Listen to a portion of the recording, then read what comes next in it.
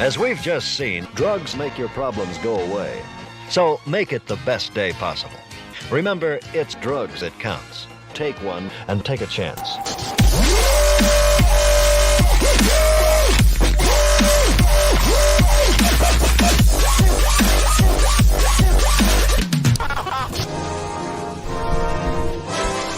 Saturday morning cartoons.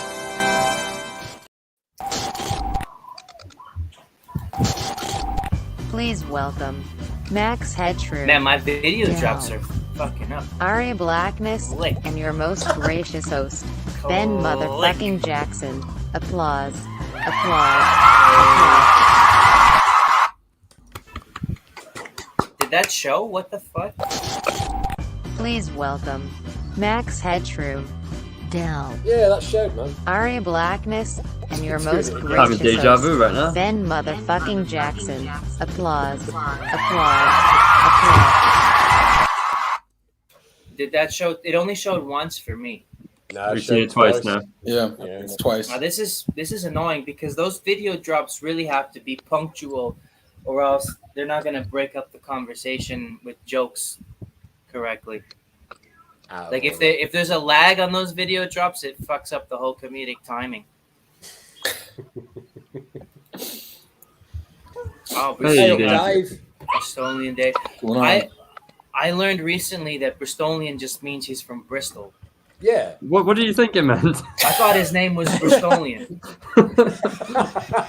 Thought it was like a really cool name, like from Czechoslovakia or something. Yeah, last name Dave. Bristolian. Right.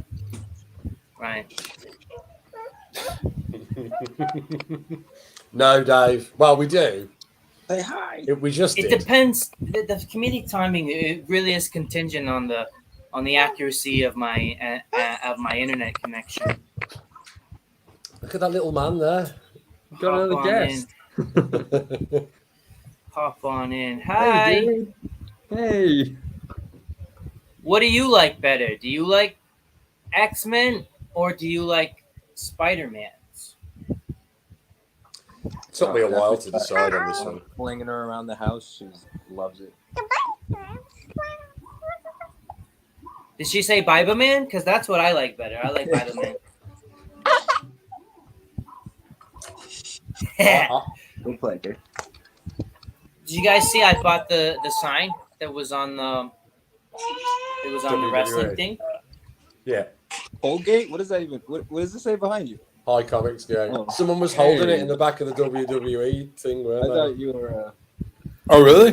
Toothpaste. Yeah. That's pretty cool. And then they sold it on eBay and I bought it. Really? This is Is it the same one? Same one. Wow, it's authentic. real thing?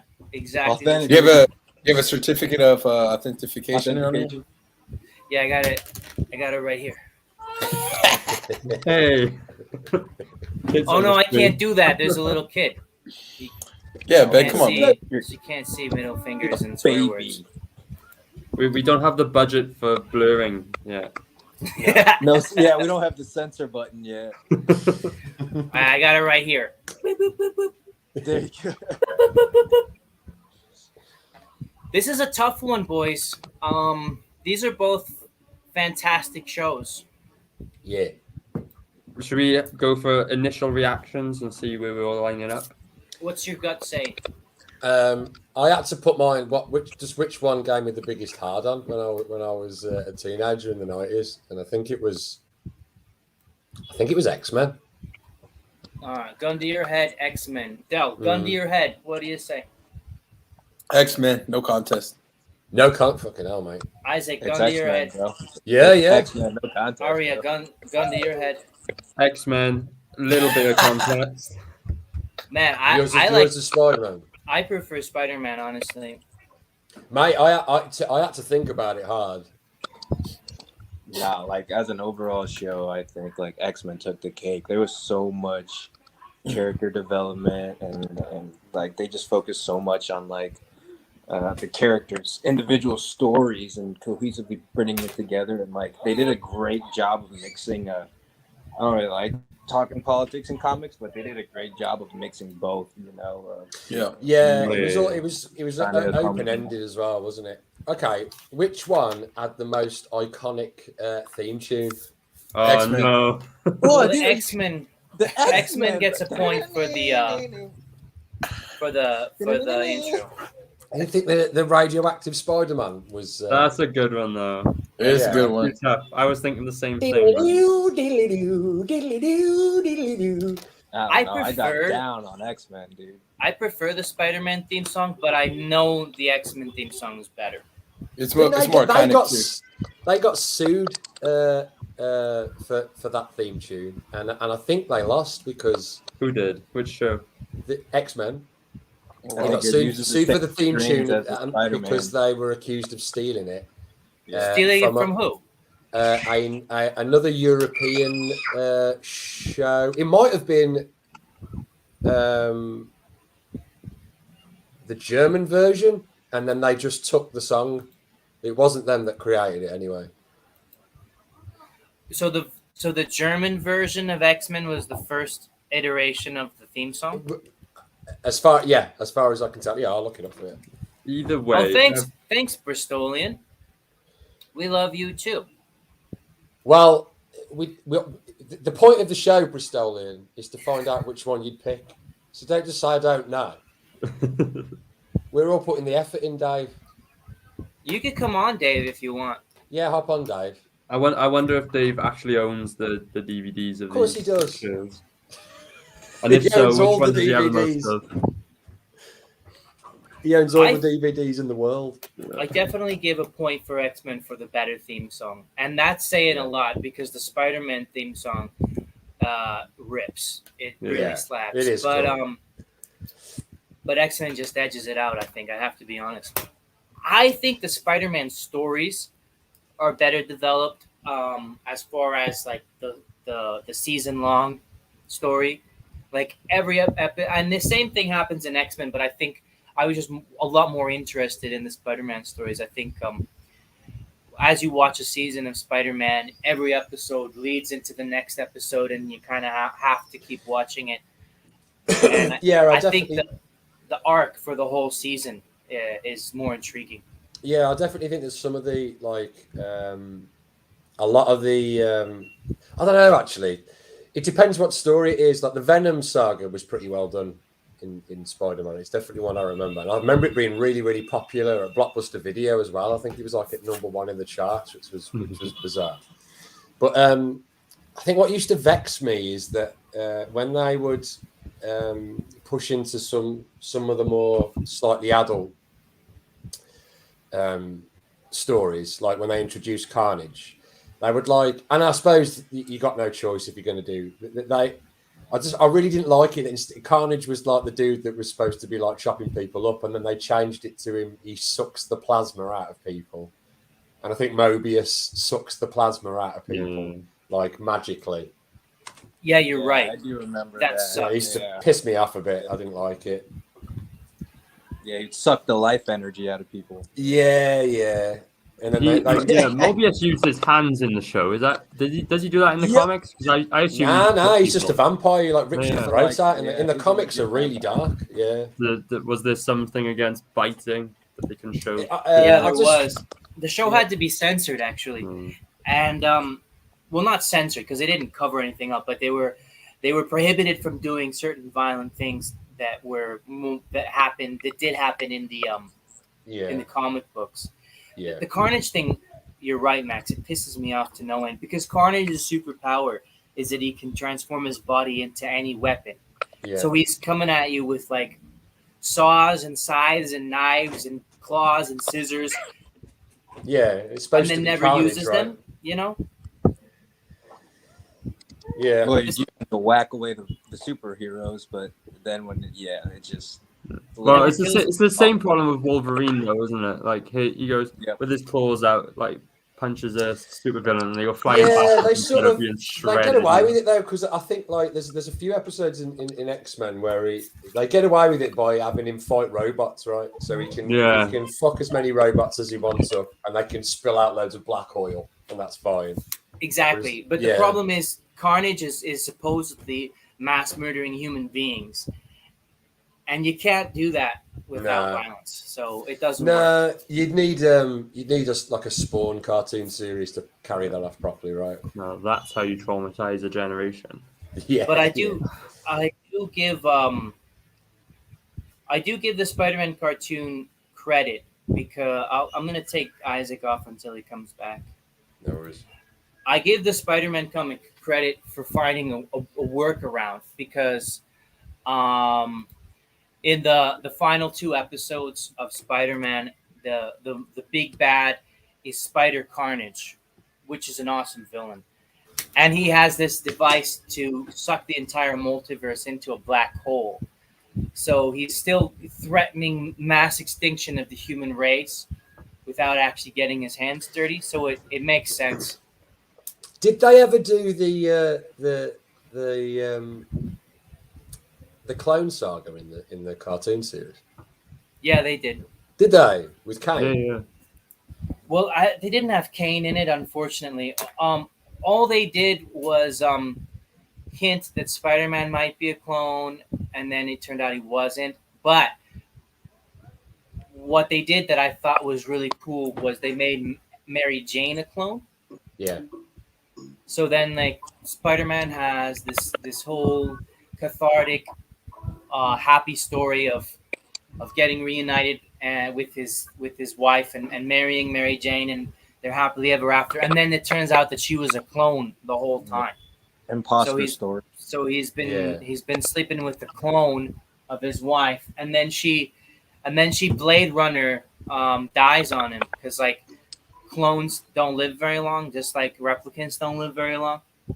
Right, so she kind of disintegrates. Yeah, and I thought that like, was fades away, I think. Yeah, and the same with Hydra Man. So like Hydra Man and Mary Jane were both clones. Everybody kind of shits on the Clone Saga, and I think I was just the right age when it came out to sort of lap that shit. Like I fucking loved it. I loved Ben Reilly, and I loved Kane. Yeah, man, I was only like 14, 15 or whatever. Well, I was just Ben looking at it like, there's another cool version of Spider-Man that fires little darts, and then there's a massive Hulk version of Spider-Man that fucks you up and then gives you like a scar on your face. I was like, this is nice. I like the characters, but I think the story was really clumsy. Yeah, it probably was. I mean, what I didn't know nothing about. Mate, I remember thinking Mortal Kombat was a genuinely good film until I went like the first one. Until I went back and watched it at 20. I was like, what the fuck? But you always like movies the first time you watch them. Like you just 14-year-old boys love that shit. But I mean, even now, you always tell me like the first time you watch a shit movie, you're just in the moment and you're just trying to enjoy yourself. You give it a Star pass. Wars does it to me every time, man. I come back and that was all right, that, and then 2 days later, I'm like, that was dog shit. Yeah, they did. They had a bad. Star Wars did it real bad for me. Yeah, man. Like they keep doing it to me as well. I need to stay away from the franchise. Mortal Kombat is generally no, it's not. I enjoy it, but it's not a good film. Yeah, I enjoy it because it's dog shit. It's just a goofy martial arts film, isn't it? Like, I think sometimes people. Yeah, I think sometimes people forget like Max is saying, man, like to me the prequels were like amazing, and like Jar Jar Binks was my favorite character when I first watched Star Wars Episode 1 because I was 9 years old when the thing came out, right? Yeah. And meanwhile, my older cousins are like, "What in the world, man? That was retarded," and like they're all like mad and upset. I'm just like, me and my brother are like talking about all the Jar Jar Binks and obviously the lightsaber battles, but like then I got older and then I watched it again. I was like, dude, this character is really corny. Like he's yeah. He's actually very agitating and annoying. Yeah, but the same with the Ewoks. I used to love the Ewoks when I was a kid. So I think that's the thing with like these Mortal Kombat movies and things like that. It's like we fantasize of how much we think we like it, and then we don't watch it as adults, and we keep saying, "Oh, it's so great! It's so great! My childhood was so great. This film was so great." And then you watch it, and you're like, "This is terrible." Yeah. But then a part of you is like, "Whatever, man. It's my childhood," and that's why I think they're like. I mean, it can't be considered a cult classic because Mortal Kombat was actually well received when it came out. But yeah, I mean, people still like it today. I still like it, and I admit how corny it is. I still love that film. Yeah. For the memories, you know what I mean? Yeah. I don't know. I don't think there's much comparison between Jar Jar Binks and the Ewoks. Like the Ewoks were just like nondescript, cute fuzzies to give the impression that it was innocence and goodness triumphing over guile and evil. But Jar Jar Binks is just a cunt. Like I hate Jar Jar. Wow. How old are you? So when you saw it, yeah, Ben, like were you that intuitive? Where you were just like, oh, this character is just destroying Star Wars right now. Like me, 9-year-old me and my 8-year-old brother, man, we love that. We love Jar Jar. Yeah, dude, I don't know exactly how old I was. I must have been in like maybe grade 9 or grade 8 or something like that. But 99. Yeah, I despised Jar Jar Binks. 18. The first time I ever heard him speak, I was like, man, this motherfucker fucking up Star Wars. Yeah, I tell you what. Do you know what Star Wars film broke the fourth wall the most? Is Return of the Jedi, right? And I never noticed this until I was an adult, and I must have just my child brain must have skipped over it when they're having the battle on Endor, and Chewbacca swings over one of them chicken walkers on a vine and does the fucking Tarzan yodel. Like, he goes, oh. I was like, that's a totally different fucking film. Who would put that in? That's so weird that you would put that in your movie. How does it's in there? Chewbacca know who Tarzan is? Yeah, Archives. They were owned by Disney, so it is weird. Yeah, foreshadowing the Disney takeover. Yeah. That pisses me right off now. Anyway, we need to get back to Spider-Man. We always drop off into Star Wars, don't we? Yeah, we've got a lot of video drops to get through. I just want to talk about the censorship. Well, actually, that's not the right word. The amending. The control, the restriction, of violence portrayed in Spider-Man, and how it almost ruined the Carnage character altogether. So like there were a couple of things that were prohibited. I read in the Spider-Man cartoon when they were writing the first season, and they're disallowed from showing real guns being fired, and that resulted in all kinds of funky laser beams being shot in Spider-Man, and I'm fine with that. I like laser guns. I always assumed that was like an aesthetic thing, not a restriction. But that makes curiously, it was a workaround because they weren't allowed to fire real guns. Yeah, that sort of thing there's always a reason for it. Like that's interesting. Like I mean, we were comparing like the animated series with Spider-Man. Like now, the more and more I hear about like those reasons, the more I'm like, hell yeah, like because they didn't hold back. I don't know. It's crazy because there was cartoons at the time that were allowing it, and then there were ones that weren't. They get away with it by clever direction. Like Batman the Animated Series is a really good example of how they sort of get around a lot of things, and making things dark. Quite a lot of things happen off screen. A lot of things that like Clayface is one. He's made out of clay, but it's painted and drawn as if it's flesh, right? But the script says it's clay. He's made out of clay. He's made out of clay. So when he comes apart, it looks like all of his flesh is stripping everywhere.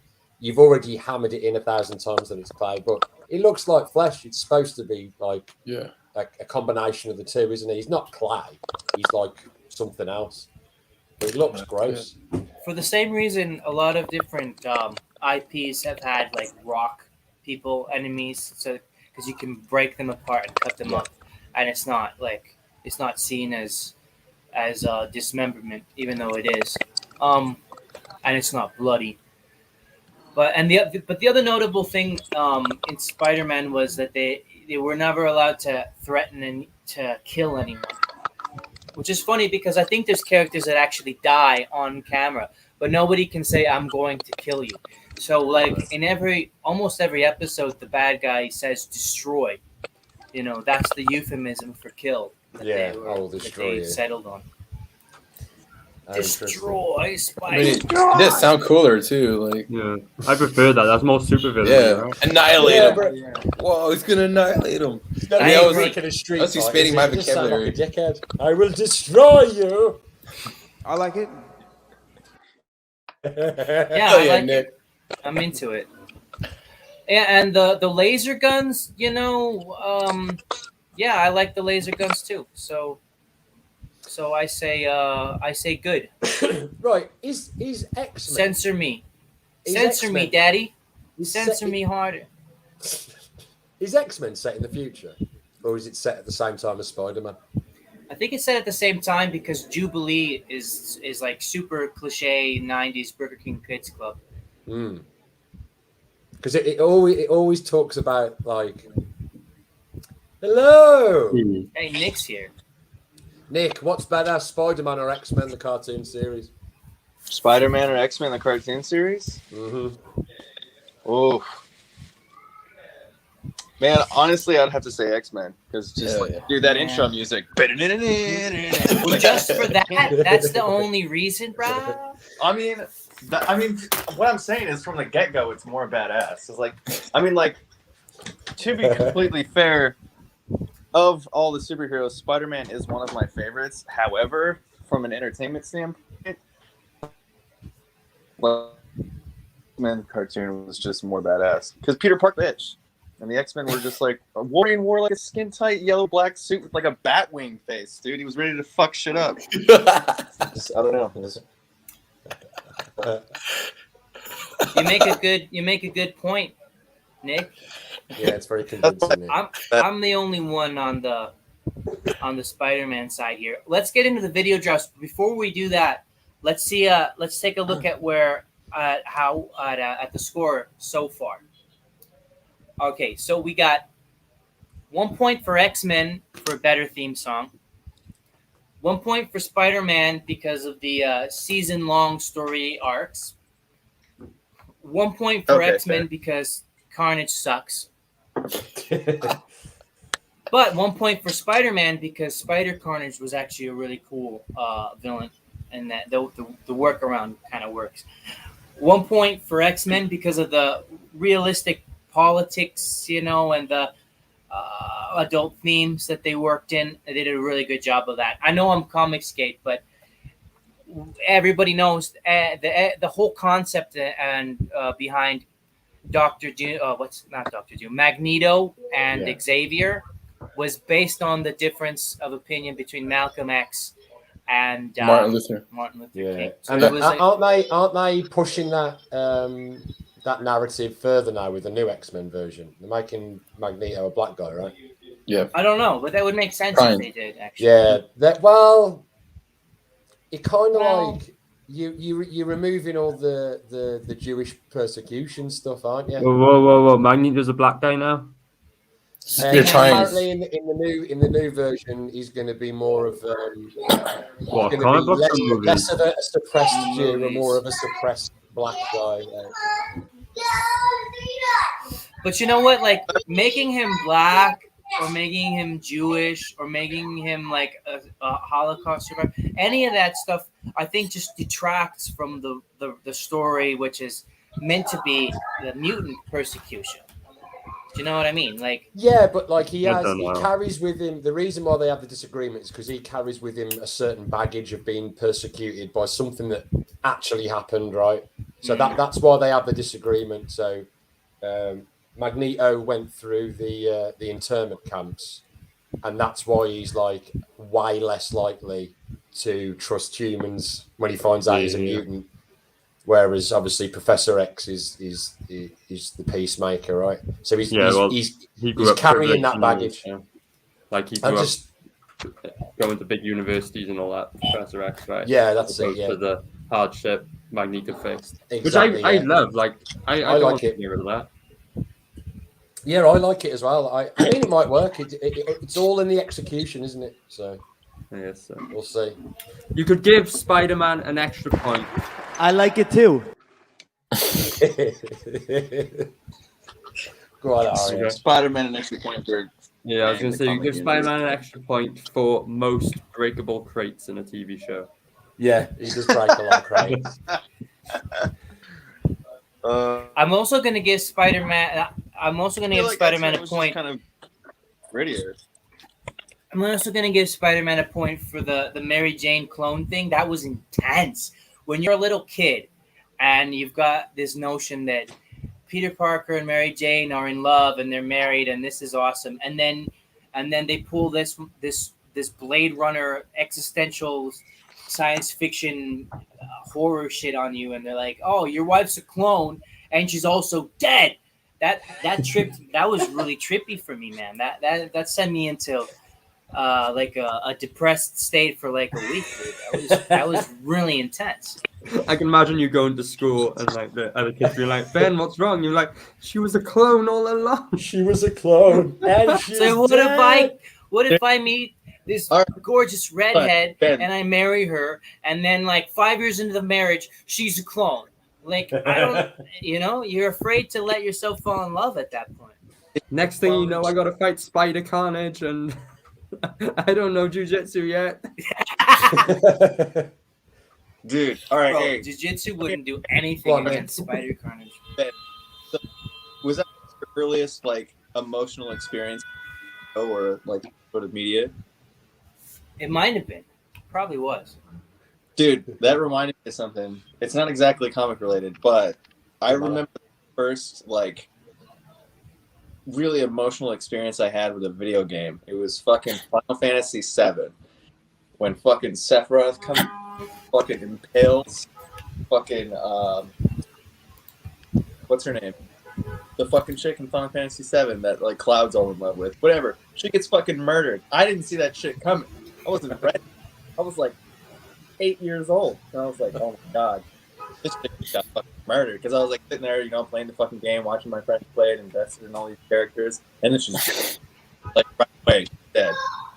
It blew me away, and I was stuck on video. Yeah, there's always some form of early media for the nerds, isn't there, that gets you right there. Like, what about you, man? What happened?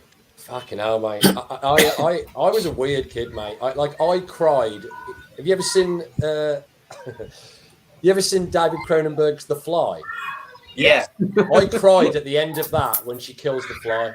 Oh yeah, he's like crying. She's just. And I was shooting him. I was only a young lad when I watched it, man. Man, that's an intense movie.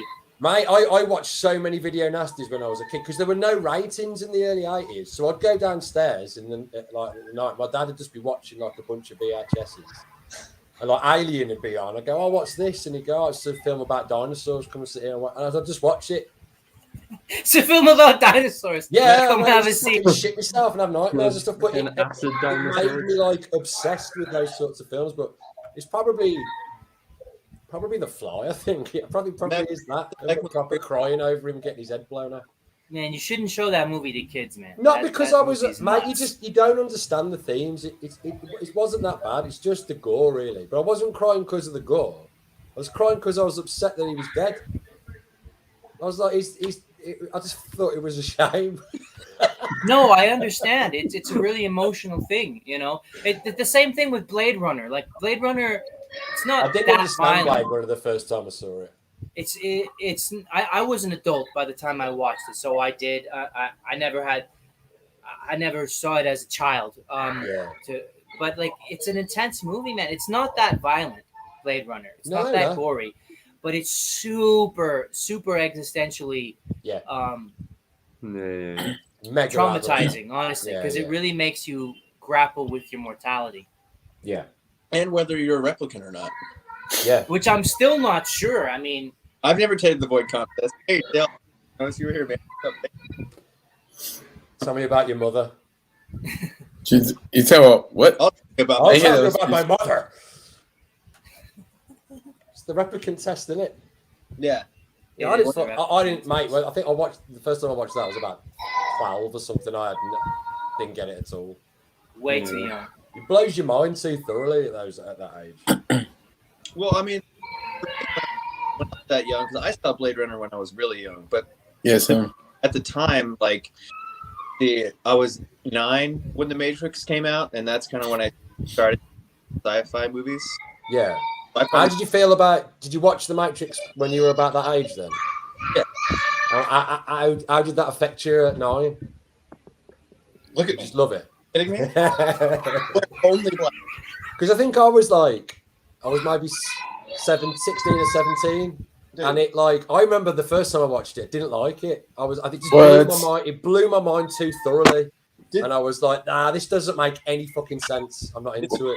In shape or form, I have yeah. And then I wear a lot of black. I got guns, dude. That's Nick. Dude. Nick is Neo.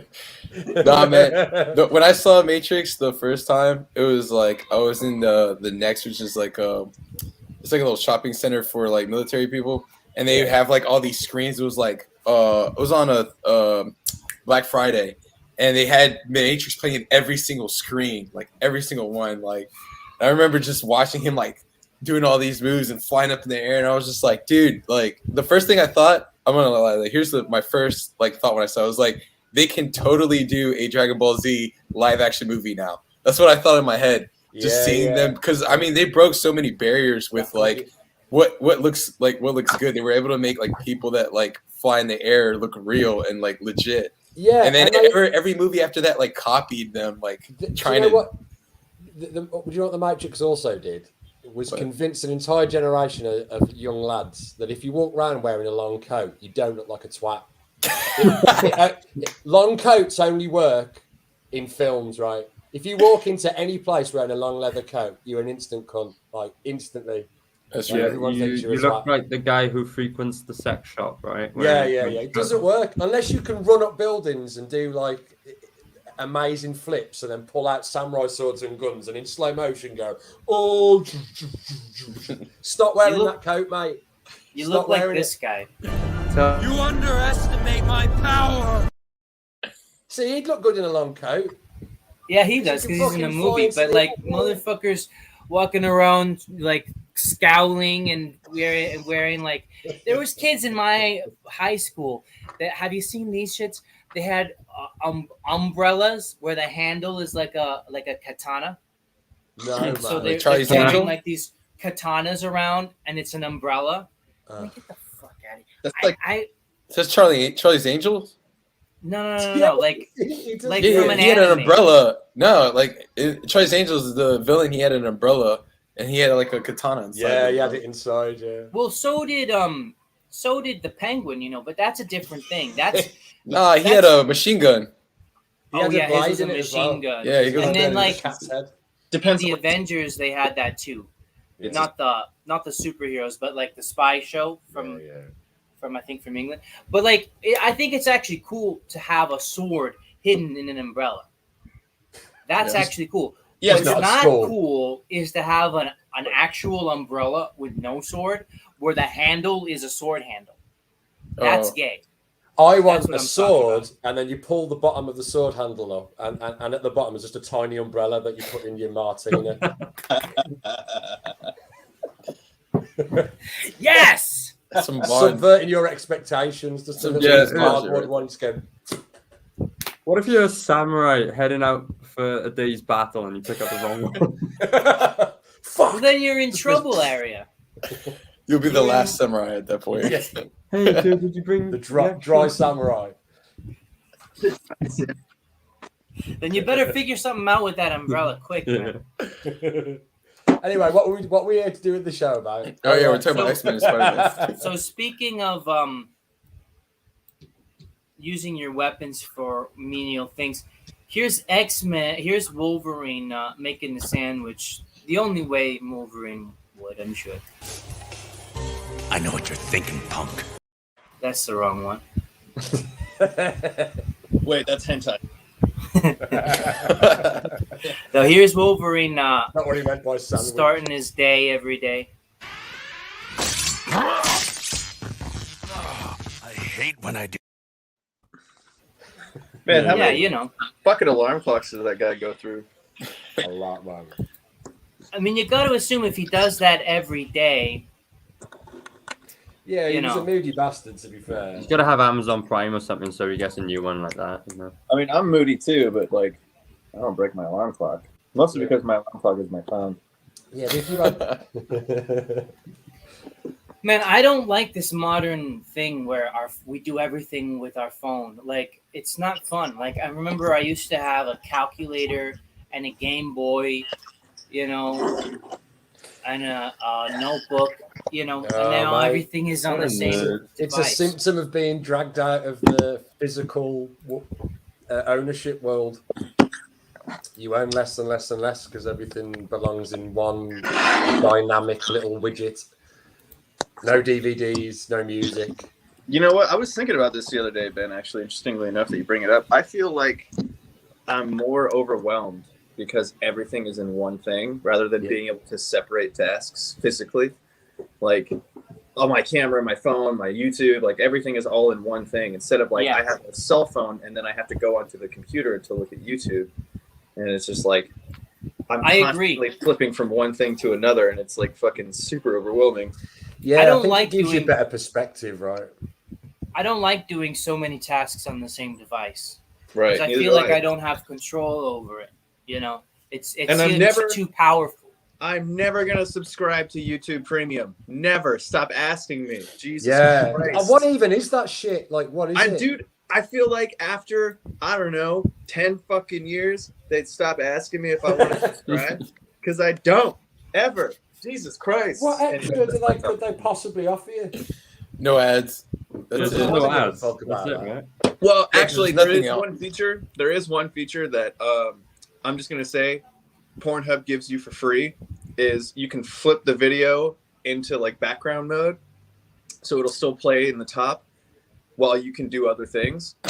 It's really disturbing that of all the apps, it? it's Pornhub that lets you do that. Like, Well, Xvideos does it, but so does Hulu. Hulu does it too, but I pay for Hulu Premium, so I don't know. I Maybe think it's a actually- bit reductive to be a function of Pornhub. Like, a part of me wants you can't have half a wank. Do you know what I mean? You're either. Well, I feel it's like just you're for the either people who are watching it for the you're not storyline. into it. Yeah. Wait, you guys don't watch it? You guys don't watch it for the plot? I want to. I'm curious what kind of activities you're doing when you have porn on in the background. Like, are you working on your You're cars? watching Spider-Man and X-Men. No, dude. So you can watch porn and sext at the same time. Dude, we're living in the 21st century, baby. What? Because the girl you're sexting with doesn't really turn you on, so you have to cheat? Like, that's kind of depressing. Porn is man, cheating? honestly. What are you, Catholic? What the fuck are you talking about? No, I don't mean that. Like, if you're sexting with a girl, I'm sure she doesn't care if you watch porn. But what I'm saying is, the point of sexting is that the girl or guy, I don't know what you're into, but the person that you're sexting with is supposed to be turning you on. So, like, if you're using porn as well, I can't do any of that sexting shit, man. It's just it's too ridiculous to me. Yeah, you're kind of stuck on sending fucking telegrams or whatever. Yeah, it takes too long for the pigeon to come back. I've lost my erection then. Oh my god, dude! You know what's funny is that you could have back in the day like drawn a picture of your wiener and sent it carrier pigeon. Yeah. Any writers would describe it very nicely. Just like this really eloquent paragraph describing his wiener, like a haiku or something. yeah. You get the impression that it has more veins than it really does if you read my description. Hey, but you know what? That's not your fault. You know, that's the interpreter of the reader. That's correct. Sure. So here's Wolverine making a sandwich. All it needs is slicing. While you're at it, fix one for me. Fuck you. This show is not suitable for kids at all. Our show, not yet. Does he ever clean those? Does he ever clean the blades? I know infection's probably not that big. I know the answer to that. He's when his blades retract, his mutant power disinfects it for him because you can't get infected, can he? You can't have infected. That's what I'm saying. Well, can he not? Does it disinfect it, or does he just not get infected? I think it disinfects it. Although now that we're having the conversation, you'd think he just wouldn't get infected, right? Right. So does rotten meat? Can you imagine how dude? Now, I've never thought about this, but like when his blades come out, like that must smell really bad, right? You know what I mean? It must stink. Yeah. Exactly. It's like he never cleans them. He's cutting salami with them shits. And he just throws them back in his body. Like, come on. Well, no, because the smell comes from the bacteria, right? So Right. I'm assuming as soon as the meat hits his blood, then bacteria would never form. Do you think if he because his healing factor kills the germs instantaneously? The thing is, like, they're inside his body. There's no like canal from which they come out. He actually breaks through the skin every single time that he. Yes. So if he leaves it out for a long time, does it scab up and stuff, or does he have to like? You know what I'm saying? Like, does he get heals too fast, right? He wouldn't scab. Yeah, it would heal. Oh yeah. Oh, so just heal over. Oh, okay. Well, scab in about 30 seconds. No. If he actually no, I think if he left them out, technically his skin should grow up the blades and heal over the top of them. So he'd have like 6 skin dildos sticking out of his hands. That's what really should happen. Just has an experiment, leaves them there for a week. Yeah, and then when he retracts them, he just have like 3 floppy fucking things hanging off. He just slap people around the face with between his nuts. Too. Yeah. He's just like slapping people with them and shit. Yeah, flap hands. Oh my god. That's there we go. That's how they invented Omega Red. You are. That's how they invented Omega Red. Yeah. You guys start reading anything new recently? I haven't had time. I've been so busy. Have you? I've been. Oh yeah. I've been reading. One Punch Man. We should do that on a show, by the way. One Punch Man's fucking great. Yeah. We can do that. Manga or TV show? Here's anime, rather. TV. I started reading 2 new series. I'll start with the one that isn't hilarious. Is kind of funny, but as Del knows, I'm a huge fan of Sean Gordon Murphy. So anything that Sean Gordon Murphy does, I buy. And this one's with Mark Miller as well. What is it? It's Chrononauts. So it's like 2 bros who can time travel with these fucking suits. And I'm through like halfway through the first issue right now. The artwork is fucking phenomenal as always because Sean Gordon Murphy is amazing. And the writing style is really funny. Like, there's a couple of scenes in here that are just like genuinely fucking hilarious. But you know, all the cars look amazing. All the guns are super cool because I'm usually kind of a little picky about like the way guns are made in comic books. It's just badass. And who's the artist on that, Nick? Sean Gordon Murphy. Oh right, yeah. He's got a similar style to yours with drawing cars and drawing fun stuff. That's because I strive to emulate that man. I want to be that guy. And then Prison School. I don't know if you guys have heard of this or not. No. Is that an anime thing? Yes. So this has been made into an anime adaptation, but the adaptation pretty much only covers this issue, which is number 1. What's the adaptation? And there's like 13 issues. But if you're a degenerate pervert like I am, this is fantastic. So basically the premise of it is that a formerly all-female school is now co-ed, but only 5 men were admitted to the school out of 2,000 females. And basically within the first like few chapters, these guys are like, all right, we got to go snoop on the girls' bathroom, and they end up getting caught. Tenshi Muyo times 5, basically. Sort of, except basically they use this whole premise as a lever to just illustrate every fetish you could possibly think of. And it's fantastic. And it's done Sounds like fun. Yeah, you know, like the classic, you know, fucking sexy high heel boot on your face thing. What's that word for Japanese content where it's like kind of sexy but not all the way pornographic? Fan service? No, I can't remember. There's like a word for ecchi? Like ecchi. Yeah. Ecchi. Is it super ecchi or is it hardcore? Start to finish. See, I can't get into ecchi because it just makes me itchy. Like when I get like titillated by ecchi shit, it just makes me like horny, and I have to like go and like have sex for real. Like, but you have to put Pornhub on in the background. That's the point. Yeah, I do in the background. Well, I have Pornhub on in the background right now while I'm doing this show. You can't see my erection because the camera only comes to here. You better hope I don't accidentally like stretch and like stand up and like you see the little tip of my mushroom there. Don't press that share audio button. And the artwork is really good. I mean, it's Yeah. I mean, the plot's good, but the artwork is fucking phenomenal. I don't know if you Nick, guys can see it. those books sound awesome, but we got to talk about X-Men. That is cool. Oh, are we still talking about X-Men? Yeah, for the next 15 minutes. Here's Oh, I X. didn't know. Here's Wolverine doing the whole show is meant to be about X-Men and Spider-Man. Here's Wolverine doing You his tell me best that. Dirty Harry Okay, impression. mate. It's all right. I know what you're thinking, punk.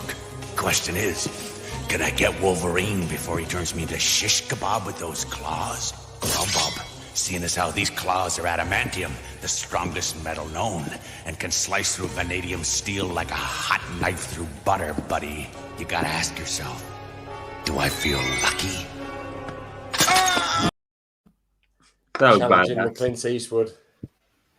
I love that. I think You that's my think favorite if that guy Wolverine was, scene. if there was a guy walking towards me with knife hands saying all that and I had a gun, I'd just shoot him in the balls and leg it.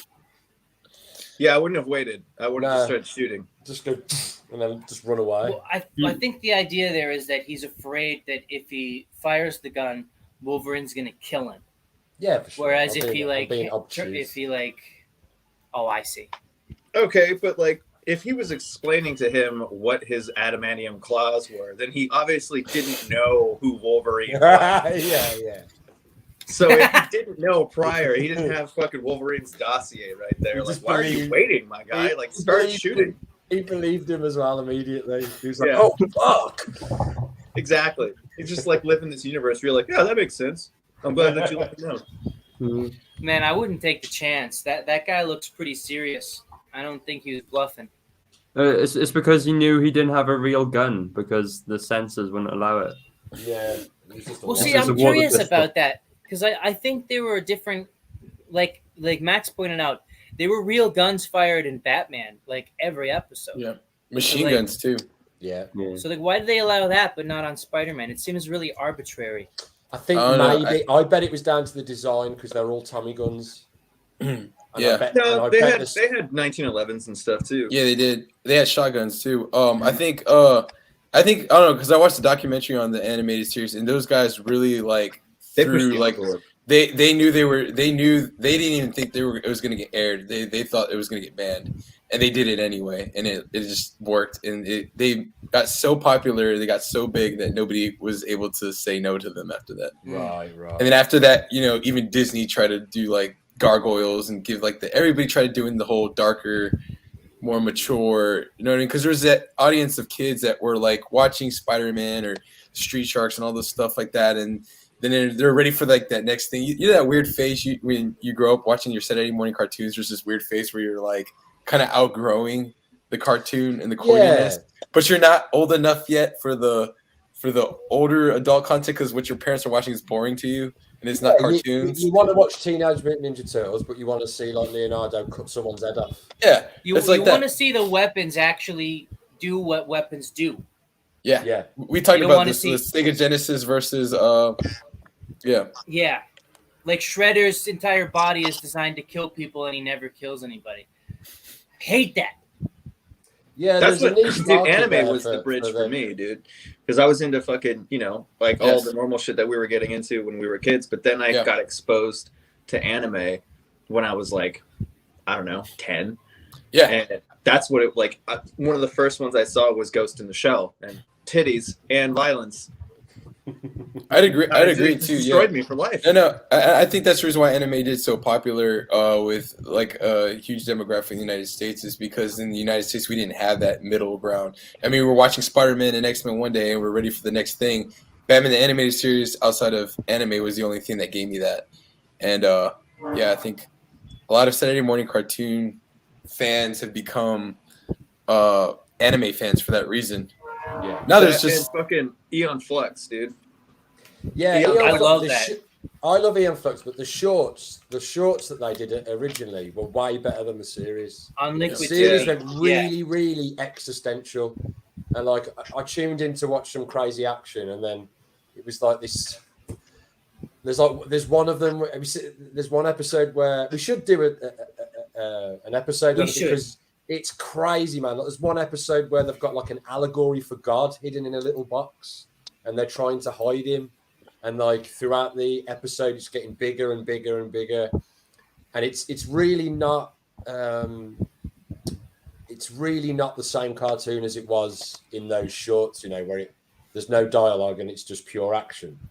They kind of the Aeon flip Flux it around, shorts are so trippy and so like bizarre that I'm convinced that every episode and every motif and every visual has some really significant symbolic meaning, and I have not been able to crack it. So if anyone has any insight into I've got both series and both series I've got the directors and creators commentary, and they go into a lot more detail in the longer series than they do in the shorts.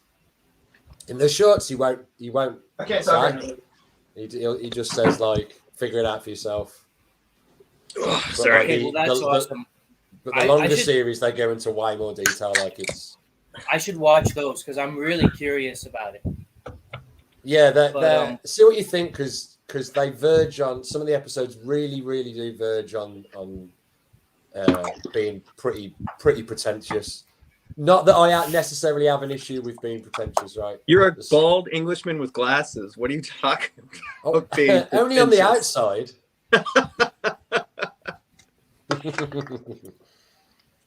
I really like this scene from Spider-Man. I have nobody. Except you, of course. You're always here for me. You're rock solid. And best of all, you laugh at all my jokes. Bruce, you're a heck of a guy. You're rock Why do you solid. think that Max named his schizophrenic imaginary gargoyle friend, not Max? Why do you think that Spider-Man named his imaginary gargoyle schizophrenic friend Bruce? Huh? Bruce Banner. You just gave up the secret. Is Max Spider-Man's real secret identity? Because it's it's a play. No, because it's the writers are playing with Batman. They're like making a subtle hint about Batman, because Batman always hangs out on gargoyles in cathedrals and chills. That's true. So I really like that a lot, because like all these characters are gargoyles basically. Like you think about Spider-Man, you think about Batman, you know, Faust, which we're going to talk about on the Slobs and the Snobs. What's the show called? The Slobbles? The Snob and the Slobs. The Slob and the Slobs. We're going to talk about Faust, which is a really cool character created by Dave Quinn and Tim Vigil. And like, speaking of like censorship and making things for kids, like spiders are meant to be scary animals. So are bats. You know, they're in the same vein. This is like a predatory, frightening, ferocious creature that has imbued its power into a human being so that he can be more ferocious and more dangerous even than the crime that he has to fight against. Which is the idea behind a gargoyle in the first place. For sure. Oh. Also, they look cool. How's that for pretentious?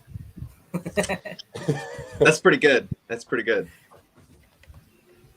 Yeah. I got a lot of videos. I'm too cool to even know that. How's that for pretentious? Yeah, well, you know, you live it on the inside. You're dark and spooky for real, so you don't have to overanalyze it the way I do. Thank you. I really appreciate that. I mean it sincerely. I do. I sincerely appreciate it. We understand each other. We have a kind of funny goth friendship where we understand one another. Dude, I haven't done the show in so long. It's been too long. Time. I'm just gonna show a couple more drops that I really want to make sure we don't skip over. Like here's a really cool sequence from Spider-Man that always makes me laugh.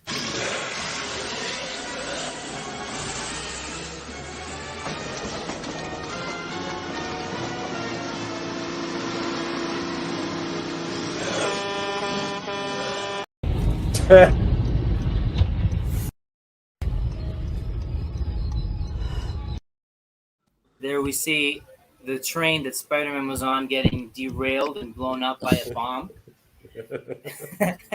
A bomb which was How fucking funny is that? He's just like Right, honking his horn. The idea of him driving a truck is a bit weird, isn't it? Of all the different ways that Venom can travel, he decided to get into a truck. And he has his mouth wide open. Yeah, I like it. I feel like he could have done better just wearing a backpack, you know. And I really like that. Did we already talk about the Venom movie coming out or the Carnage movie? Shit, yeah. Let's talk about that. Yeah, that's fine. Thoughts? What the fuck is going on with this movie, you guys? I haven't even seen it yet. So as far as I can tell, it's more of the same with Carnage in, and then there's a spoiler alert for anyone watching. I'm going to give you 3 seconds. Okay, time's up. There's a post-credit scene with Spider-Man in it. Okay. Well, that's not really a spoiler. Well, the rest of the film is just exactly what you think it is. What did you guys think of the Venom movie? Well, I mean, like the fact that they had Venom to begin with implies that it will eventually run into the Spider-Man story arc. Yeah, but the way that they have to do it is they have to make him cross a dimensional plane in order to get to Spider-Man. So they don't exist in the same universe. But that does raise something that I was just thinking about. Like all these other series have kind of gotten to a point where they're a little bit more serious, more gritty. Like even like the X-Men with the movies, like they get to this point where they're actually like pretty, you know, to hit the same subject, existential. And a lot of like really gritty, dark shit happens. But with the the Spider-Man movies, we haven't really seen that. We haven't really seen it go to like a really dark, gritty place. Because especially with like the recent ones, it's like, you know, they had Homecoming. You got, you know, like this young kid doing the Spider-Man stuff. And they kind of revamped the Spider-Man story arc. So he's still kind of like at the young, like, oh, I'm just like a nervous Peter Parker. Thanks, Mr. Stark. Yeah. He hasn't got to the point where he's like, God damn it. Except for the Spider-Man, the fucking Into the Spider-Verse movie. Yeah. With the animated one with all the different Spider-Men from all the different universes. Yeah. Nor Spider-Man. Nicolas Cage's best role. Hands down. Hands down. Incredible. I'm a big Nick Cage fan, man. I love the Cage. He's fucking great. But it would be interesting to see like an actually like violent, dark, gritty Spider-Man movie. Yeah, I mean, yeah. So this one, I mean, I haven't seen it, but it was supposed to be, you know, at the end of the last Venom movie, he eats that dude's head, right? He's supposed to be you're expecting Lethal Protector, yeah. Yeah. And then, as far as I can tell, they're back to stage one. So he's still arguing with him throughout the whole film. You know, don't eat people, don't eat people. We're still back there, like they. From what I can gather, but it sounds like some fucking commie gobbledygook. Yeah, so that's where we are. I think the fight with Carnage is supposed to be good. They just don't know how to get there. Like, they've got Venom and Carnage, but bringing them together is the bit that they kind of fuck up. And of course, the reason why they're brought together in the original story is because of Spider-Man. I don't know, I think they fucked up the whole thing from the get-go because you can't have Venom. You can't have Venom at all without Spider-Man. The entire genesis of Venom is Spider-Man's powers corrupted and perverted against him. So to have some other origin of Venom sans Spider-Man is... They absolutely could have done because I know they weren't able to use the Spider-Man character at first with Sony, but they could have cut into a storyline where Venom already existed and then just gave him like fucking amnesia or something, and then like left Carnage until you're able to bring Spider-Man. And there's so much shit you could do with Venom. And then just have him discovering his powers. And then they're kind of taking the story arc as a standalone without the Spider-Man story arc. Yeah. I don't like it. No, I wasn't keen on it. It's different, and I don't like it. Like his name, Venom, is supposed to mean like how he feels how they both feel towards Peter Parker and Spider-Man. Exactly. Like they're both. One of them hates Peter Parker because he keeps fucking him over at the Daily Bugle, and Venom is like a spurned lover, and he really, really like he hates Spider-Man because Spider-Man's broke his heart by rejecting him. So when they come together, they're Venom. That's why they're called Venom. Like the original film really fucking annoyed me because it was like he got this suit and the suit just declares he's called Venom for no reason, and then he's like, there's another one over there. He's called Riot. Right, so why have all these alien symbiotes got it like just normal Earth British names? Like, why so weak? So weak. They haven't British even got names. Like, my friend's Riot. They've got like English. They've got English words for names. Like, surely they're just puddles of goo on another planet with no lips. Like, what are the odds that one of them's going to go? Yeah, my name's Riot. You know, like riots. And then another one comes out. He's like, "Hey, my name's Jeff." Yeah. So like their names were supposed to come from the human side of them.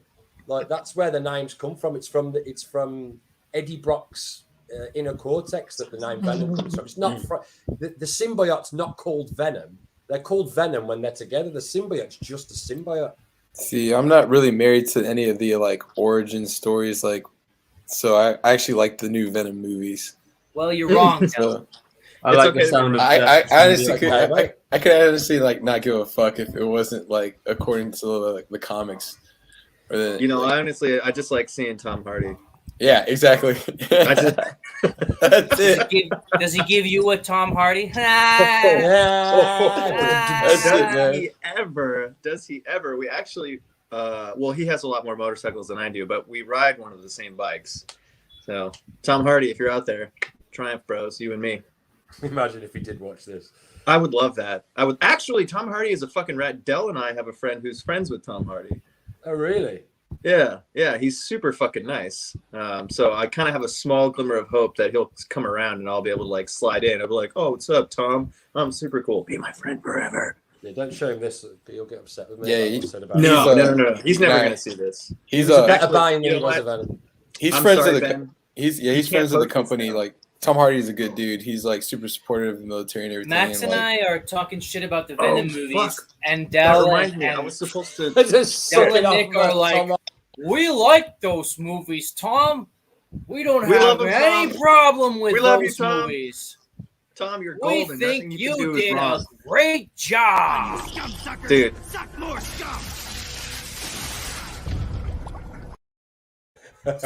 more scum, you guys. Listen, it's not my fault that Tom Hardy is literally perfect.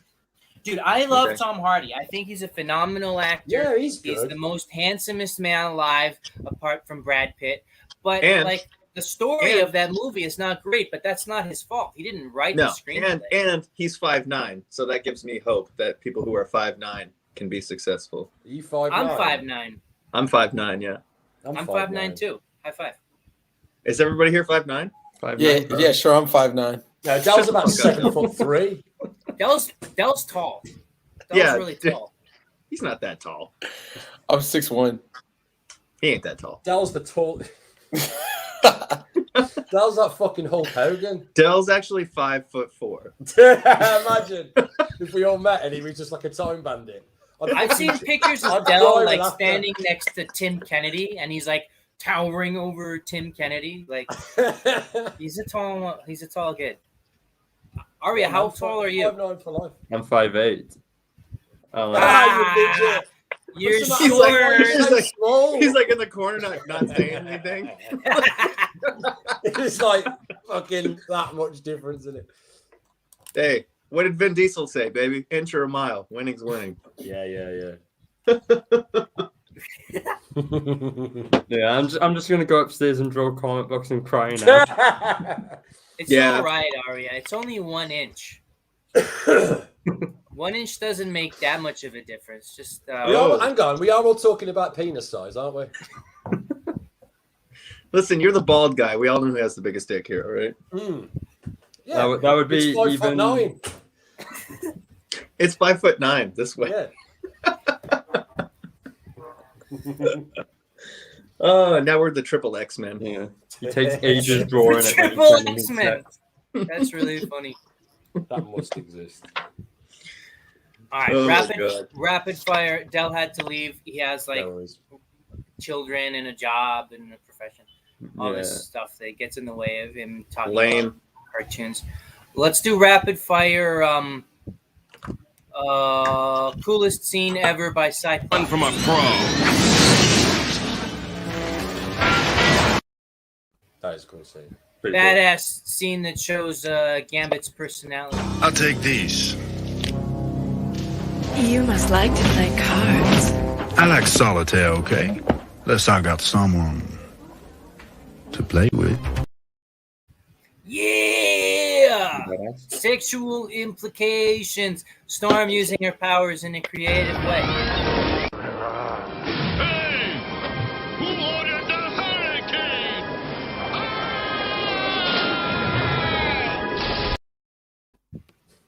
And Rogue being sexy, but in like a weird, over exaggerated Southern accent that was just weird.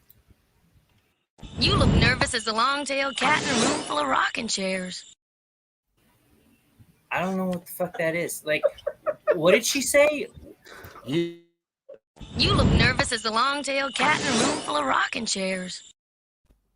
I'm not from the South, so I don't know what a long-tailed cat in a room full of rocking chairs is. But if anyone watching... Presumably, if you're a long-tailed cat in a room full of rocking chairs, the likelihood of the rocking chair rocking over your long tail is quite high. I see. I understand. See what I'm saying? See where I'm coming from? I guess so, but like every cat that I've seen, the tail goes like this, right? Like it doesn't drag on the ground. Maybe they're all dead. Maybe. But then I guess the cat wouldn't care. Yeah, yeah. No, but Max is right. Maybe they're just on the verge of death. No, but I get it. You're right. But yeah, he's right. You know, because they have long tails, so the rocking chairs are likely to hit their tails. In what reality is this happening? Where is there just a room full of rocking chairs? And why are there cats in there? I don't know. We should probably make a series on it. And realistically, I've never seen a cat very nervous, like for environmental reasons. Usually Yeah, they're either dead calm or trying to rip your face off. Not much in between with cats, is there? Join us on our next versus episodes where we're doing cats versus rocking chairs. Yeah. The chair. I I vote rocking chairs. I'm voting for cats. There was this Screw whole those motif. cats, rocking chairs all the way. There was this Rocking whole chairs motif. aren't very good predators, to be honest with you. They can't move very far. They have No. like this much range of attack. My cat's a fucking fat fuck. He's a terrible predator. But that's kind of your fault, isn't it? I think he could beat a rocking chair in a fight, though. He's just lazy. He don't do Dude, shit. Max, do you Well, have how long's his tail? A VHS effect going on your video? Yeah. Dude, that's so cool. I thought your fucking feed was just fucked up. Nah, man. No, that's on purpose. I know now. Yeah, I didn't Go through realize your that. If you go through your snap, get the Snapchat filter and just you run it through that. And you can pick. There's loads of different ones. Well, now I know. I'm just over here lame. Everybody else has got a cool background. I have a wall. This isn't a background. I just live in digital images. Yeah, I'm binary. Yeah, Ari real. lives in a black void. That's Yeah, metal. black hole. Actually, And so Ari, we you can- look pretty fucking metal. Oh, Yeah, yeah, he is. yeah. He's really Hell yeah. metal, really cool. Very metal. I'm a little bit metal. Just a little bit. It's the I'm a adamantium little core. bit of metal. I'm a little bit of rock and roll. I'm a little bit of existential dread. And I'm a little bit of over-the-top cartoon violence. Dude, my therapist called me an existential nihilist. What? Yeah. Nick, you need Jesus, but that's a conversation for another time. Fucking hell, dude. So which is your favorite X-Men? Wait. Let me. I'm gonna try and guess. I'm gonna guess everyone's favorite X-Men. Okay. I think Max's favorite X-Men is Beast. I think Arya's Close. favorite X-Men is Rogue. And I think Nick's favorite X-Men is Nightcrawler. Which Nightcrawler? Whichever one is the right answer. Well, you're wrong. But if I had to choose a Nightcrawler, it would be the animated series Nightcrawler. Did you choose Beast because I'm wearing glasses? No, because like And I've got weird hand feet. No, because he's really. Is it because of these? Your feet come up. Yeah, because I've got blue tits. Yeah, because you've got. Nah, man, my I'm fucking milk toast, man. My favorite X-Men is Wolverine. Why would you choose Rogue when right before this we were having a talk about sexy ladies with different color skin, and you've got Mystique in the mix? Oh yeah. She's not my favorite. She's number 2. But I should have picked Mystique. I should have picked Mystique because of her skin. Yeah, you're right. My favorite's Gambit. Gambit's cool. That makes sense.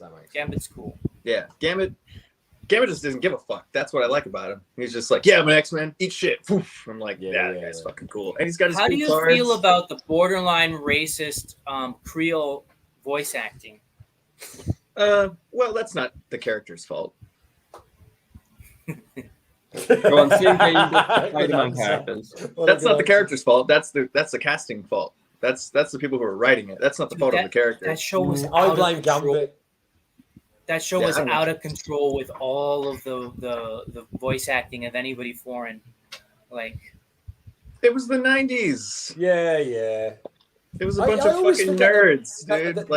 The biggest one I always forget is like my favorite film like in the world is like Aliens, and I always forget that Vasquez is like she's Jewish. Yeah, she's not a She's Mexican Jewish. woman. She's a Jewish white lady. Yeah, they blacked her up. Dyed her hair. I was like, why would you shot this in Los Angeles? Why wouldn't you just cast a Hispanic person? Who knows? I didn't know that. I didn't know that for the longest time, but I will say she's John Connor's mom in Terminator 2, and she's got ginger curly hair and white freckly skin like mine. I was like, I'm sure I recognize her. I was like, it's Vasquez. Like, dude, I will say though that Vasquez is definitely part of the reason why I'm very partial to Hispanic women. Yeah, she's a fucking brilliant character. Oh my god! And I ended up in the infantry with machine guns, so I'm like trying to live my Vasquez fantasy. That's it, yeah. You're just too bad. Dude, Hispanic women with a tank top holding an automatic. The bandana and the fucking. Bandana, yeah. It's been done so many times as well since. It's sexy though, dude. I never get over it. Like I never get over do that all the times you want. I'm always gonna be into that. There's always the Vasquez character in any Them versus Us film, isn't there? I'm for it though, man. I don't know. Aliens is such a great fucking movie on that. Fucking amazing movie, man. It's so good. What's Katie's favorite X-Men? I don't know. Are you asking us what your favorite X-Men is? I think Max. What's Aria's anyway? Aria. What was Aria's? Nightcrawler. Nightcrawler. I should have done Nightcrawler for you. Of course. I should have done Nightcrawler for you. I almost did. Because of the skin. The ones with different color skin. I like that. Ari always likes color skin. Yeah. Katie's asking Ben to guess. I'm going to say that Katie's favorite X-Men is Storm. Storm is fine as fuck, by the way. Am I right, Katie? Silence until we get response. I don't know why I think that. No, we can't have dead air. My favorite X-Men is Jubilee, which you probably wouldn't have expected. Oh, that's really? She's cool. Yeah. She's really cool. I'm a sucker for like zany. Fuck that shit. No. When it's probably a male one that's like really badass. Is your favorite X-Men Colossus, Katie? If it's no, say no in Russian. I like Jubilee because I think she's got the best gimmick of all the superpowers. She fires fucking fireworks out of her hands. Do you know how hard that would be to aim? Yeah, and every time, like, when you're a kid, you ever set a firework off of your hand and it just goes the wrong way. Yeah, she doesn't have good aim. That's okay, but it makes the firework sound every time she does it.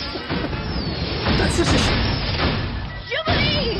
Princess of Pyrotechnics commands you to release the human! Ignore her. She's just a little girl. A little girl? She does embody the 80s, doesn't she? She embodies the 80s. She sounds exactly like April O'Neil. You know, Yeah. she's got a yellow Yeah, raincoat like April O'Neil, which I'm really a sucker for. Yeah, I mean, Jubilee is attractive. I'll give her that. Yeah. She's got the short hair thing. I like the spunky short haircut type deal. I'm super into it, dude. Who was the? I think she's awesome. The Asian roguelike, Psylocke. She was my favorite. Like favorite female X-Men. Yeah.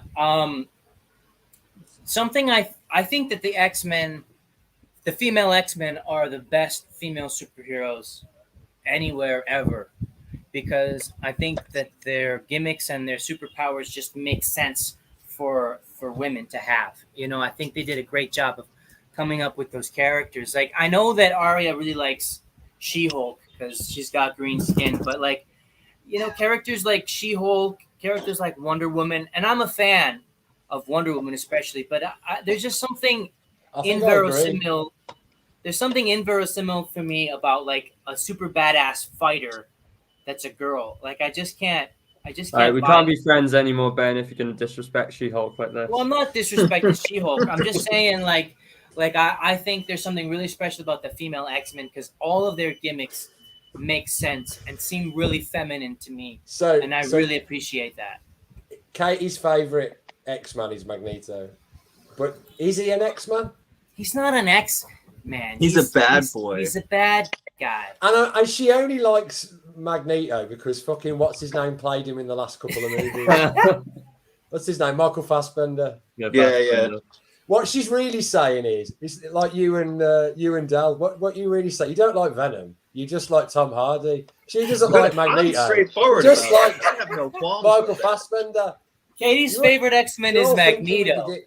Like Katie's favorite Ninja Turtle is the Shredder. Do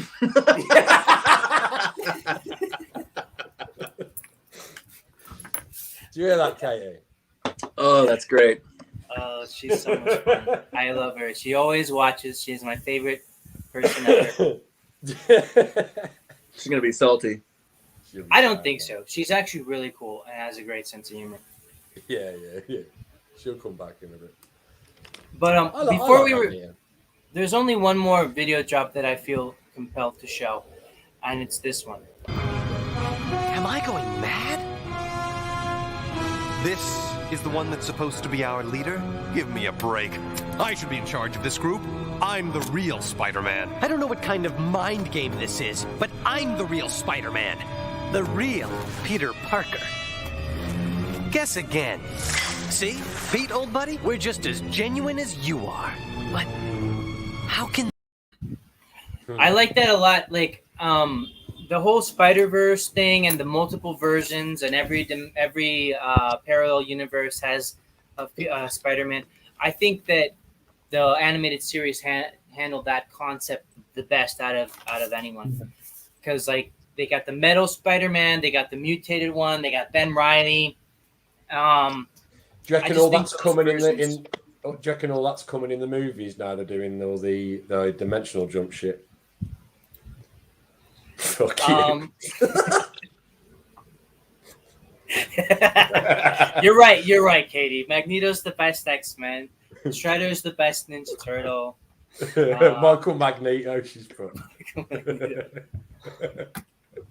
Yeah, I think they're gonna do that. But like, I think it's gonna be really gay in the movies because I think they're just gonna get all those kids that played Peter Parker in other movies and did a shit job, and they're just gonna have them do cameos, and I don't care about that. I'm into that. I'm really interested to see how that plays out. You know, it's all in the execution, and I can see it going. I feel like I can see it all going one way. Everything's going to be crossed over. We're going to do all the dimension. We're going to have all the different versions, and then eventually, when everything's going down the toilet, they're going to try and do a Marvel versus DC film, and then everyone will go, "We've had enough." I've had enough now. Dude, could you imagine if your first exposure to Spider-Man was fucking emo Spider-Man? There's a lot of kids that never read a comic book and they saw that movie and that's what they think Spider-Man is. Yeah. Like, that's what I'm saying. However, okay, question though. One of the big debates when those movies came out was the difference between the mechanical web shooters and the organic web shooters. Yeah. Now, I understand the importance of having mechanical web shooters to demonstrate Peter Parker's ability as a scientist. However, I also think that the organic web shooters is pretty fucking cool. Like, it does more so make him a Spider-Man. Absolutely. Rather than a smart guy with sticky hands. Yeah, but technically he should be firing the web out of his ass. Technically, yes. But no, I'm only fucking about. I totally agree with you. I think that when there's a translation from page to screen, you have to have some tweaks, right?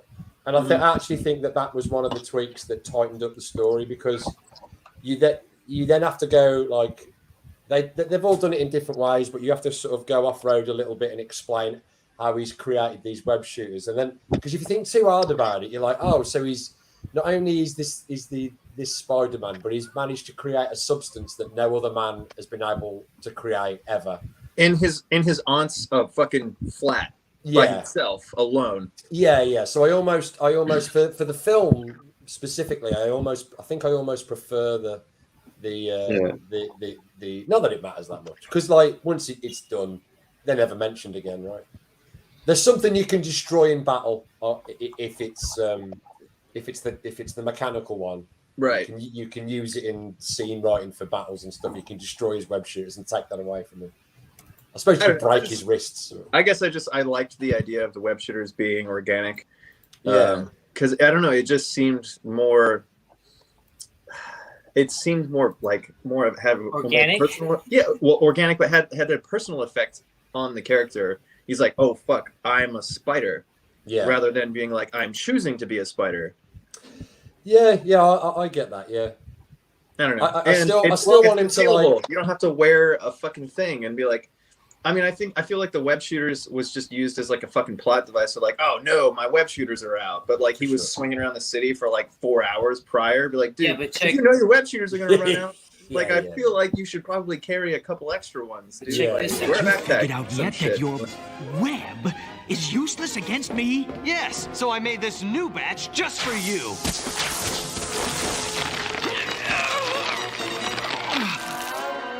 What did you do to him?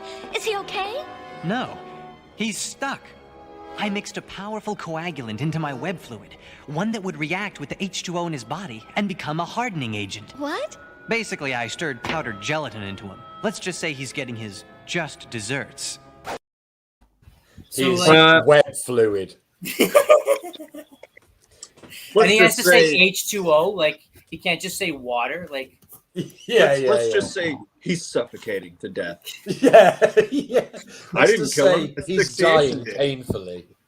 But like, I agree with you, Nick. I think for the most part, if I had to choose, I think organic web shooters is a cooler way to go. But when you have them mechanical, it opens up the path to have these adjustments that he does to them, depending on who he goes up against, and that's kind of a fun thing. I suppose so, but you could still do both. Like you could have a filter per se that the organic web goes through and be like, oh, now it's adding this to it as it comes out. So now you get both. You're right, and that would even be better. That would be better. Like different kinds of webbing, but can't set up a guy so he knows that he's running out. Good point, Pops. Good point. Listen to Pops. It's like exactly. geniuses with common sense, right? Like right, yeah. Smarts, yeah, not street smarts. It's like... That's fucking Peter Parker, you dumb bitch. You stupid bastard. I'm something of a scientist. Yeah, so that's why X-Men gets that's why X-Men wins. Did they ever do a crossover? I think X-Men does. Did either of them go into each other's world? Yeah. Yes. There's been many crossovers with the I do not recall them. Maybe I do subconsciously, but I don't remember. I think it was season 2 of Spider-Man. He's going through this mutation process where he grows 6 arms and all this kind of stuff. And when that's happening, he seeks out the X-Men for help because they're the only. I almost said other mutants, but Spider-Man isn't a mutant. But because they're mutants, they might know how to help him. They also So did if Spider-Man isn't a mutant, I mean, he technically becomes a mutant, right? Like, what category does he fall into? Mutants are born with the powers, aren't they? Yeah. He's a mutant, but yeah, he mutated through external sources later on. Well, I mean, Well, but you know, like in Deadpool, they go through the process of like humans having mutant DNA in them, and it has to be activated. Yeah. So it's like they weren't technically a mutant before, but they became a mutant when it was discovered inside their DNA. So what you're saying is, Peter Parker technically went through the same process. It was just the radiation that brought his mutation out in him, right? Exactly. Yeah. So Okay, technically, that makes perfect sense. yeah, technically, Spider-Man would be an X-Men. Yeah, that does make sense. I mean, Spider-Man is a mutant, right? Like it's like literally a genetic mutation. Yeah. But I think the X-Men are really particular about being born with a certain gene or something. Ooh. So they're a bit racist, like. Yeah, they are. And what's really funny is like, especially characters like Cyclops are actually like really arrogant about proud of their being mutants, and sort of look down on other superheroes whose powers come from some other source. That's an interesting angle to do a story on, isn't it? Oof. So what you're saying is that he has mutant privilege. Yeah, he does. Yeah. Yes. What a son of a bitch. That's what I'm saying. Yeah, I don't know if that would fly anymore. You know what I mean? They're like, yeah, you can't go to this school. You have to go to this school. Sorry. Yeah. Sorry, Peter Parker. You got to sit on the back of the X-Men jet. Well, I think nowadays it just you can identify as any kind of superhero that you want. You know, like I suppose so. Yeah. You can just identify as a mutant, and then that would make Spider-Man a trans mutant. He transitioned later in life. Exactly. Yeah. Exactly. Yeah. That's true. Point. That's true. Yeah. It's getting complicated now. Almost like no one gives a fuck. I don't know. I mean, it's relevant to today's political climate, which is probably why they switched up Xavier and Magneto to something that's more relevant to what's going on today. That would be the main reason, right? It's more. Yeah. There's only so many times you can do the Magneto was in the internment camps, because we're getting so far away from that as far as time is concerned that you have to be about 100 years old, over 100 years old, right? Well, when the character arc was written, that was still relevant. You know what I mean? Like he would have actually in real time have been that age when the character was written in the comic books. Now it's like, okay, dude, you're like, fuck, bro, you're 112. Like you should be at the X-Men retirement home, like looking at dandelions and shit. I don't necessarily have an issue with it. I'm suspicious of it because of how I feel about the way certain entertainment is tampered with these days. Yeah. However, I'm also aware of the tendency to overreact to stuff as well because of those feelings. So I have to put everything down to just like. Yeah. Sometimes you hear an idea and you think it's shit, now, and then you see everybody's really sensitive to that kind of thing because everything is super politically charged. But the reality is that comic books have always been a lever for politics. They have. However, I would say. However, I would say that it was more of a political. I think I was more used to seeing political dilemmas, where at the end of the story you were not all the time, but a lot of the time you were left to make this moral decision. Right? You see the dilemmas from two different ends. Where I think now there's a bit more preaching or a bit more propaganda to one end or the other without. I can agree with that. Sort of I think that's the thing that I don't like. Yeah, I can agree with that. I also think like they had a point, like because the X-Men was sort of allegorical to the tension during the civil rights movement, but there was a legitimate concern and a legitimate grievance because Black people were actually being treated really poorly, and there was segregation, and there were these problems, and so that was a legitimate problem that you needed to be commented on and noticed. Nowadays, I don't think there is. So you know, the comic books are obsessed with. I wouldn't comic venture books so far to say nowadays that there isn't. Are obsessed with showing with giving us female superheroes as if anyone had a problem with that, and nobody has a problem with that. So that's the difference. Right. I suppose so. Well, I mean, maybe because through our lens, we obviously don't have a problem with it because I think all of us grew up with strong female characters and it never bothered us. Like, I think we probably all saw Star Wars when we were about this tall, right? Well, we were talking about aliens, man, like that perfect well, exactly, example. Like Alien, for example. Like, even, you know, Alien, the first one, that came out in, like, what, 79, 77? Something like that. And it never even occurred to me when I was a kid that the lead character was female. Like, I'm just like, yeah, this person's badass. Like I wouldn't be doing that shit. Are you kidding me? Crawling around with a flamethrower, fighting aliens in a spaceship? I think like my three favorite movies as a kid. One was Alien, one was Aliens, one was Beverly Hills Cop 2, and the other one was Enter the Dragon. So you know, none of these. I find I have real struggles with.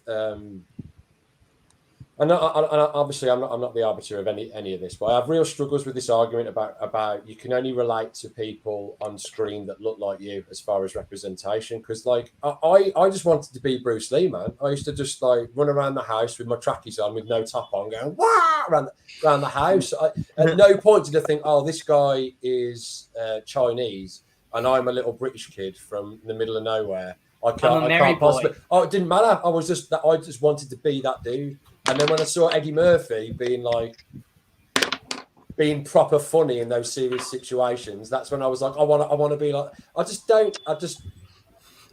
I have issues with the argument like a character has to look like when I don't think. Well, maybe that's part of their personality or something they do has to appeal to you, and that's all that matters.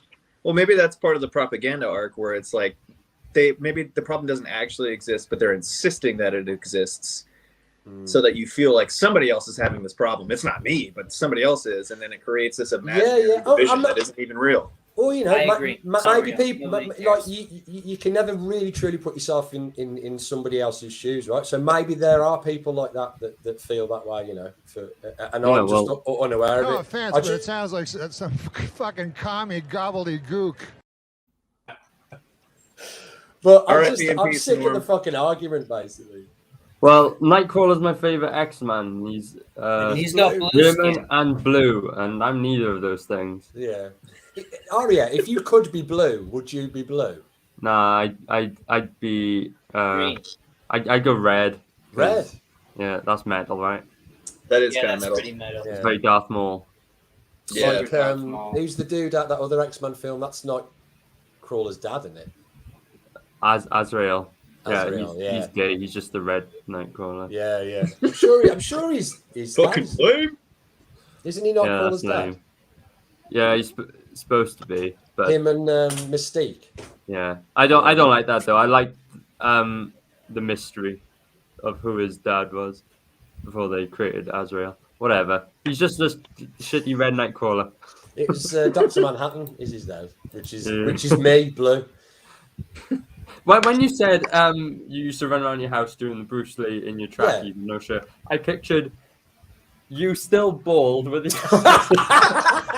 No offense, but it sounds like. That doesn't fit there. That's really funny. No, man, I had a full head of hair back then. I was born bald, but then I grew into my hair and then grew out of it again. He almost said he wasn't born bald. That's so funny. Wow. Right, I think we're done, aren't we? I think. Yeah. Which one won? Way too. X-Men wins. X-Men, yeah, hands down. X-Men wins. X-Men wins because of the funny accents. Just edges it out because of that. For sure. Okay. So let's show this Rogue. one more time. And Rogue.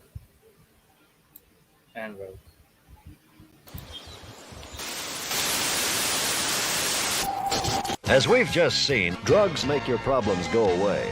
So make it the best day possible. Remember, it's drugs that counts. take one and take a chance.